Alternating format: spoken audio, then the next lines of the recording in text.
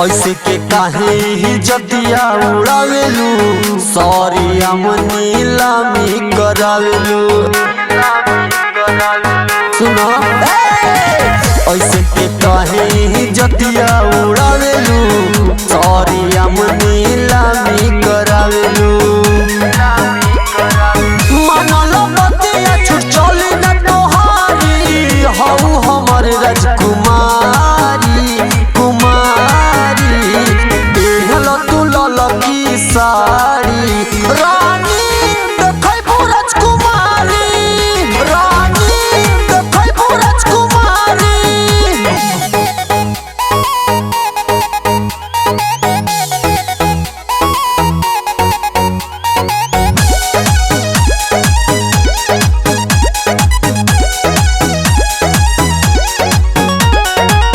पालू तू रानी अभी बहुते नादान हो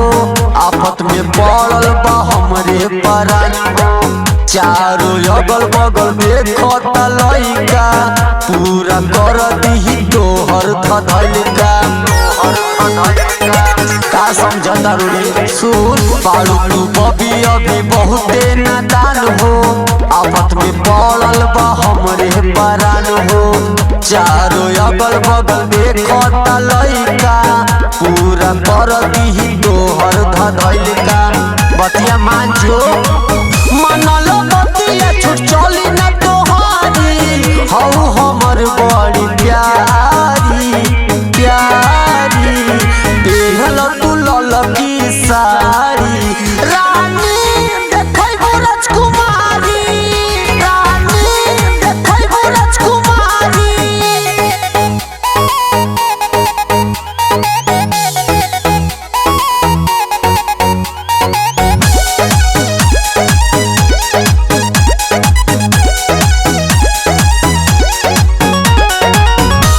जितेंद्र के भइल बेहाल बा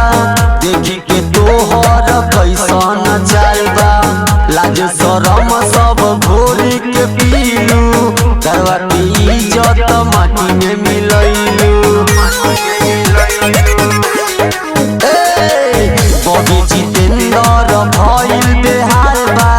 देखी के तोहर कैसन चाल बा लाज शरम सब घोरी के पीलू घरवा के इज्जत माटी में मिलैलू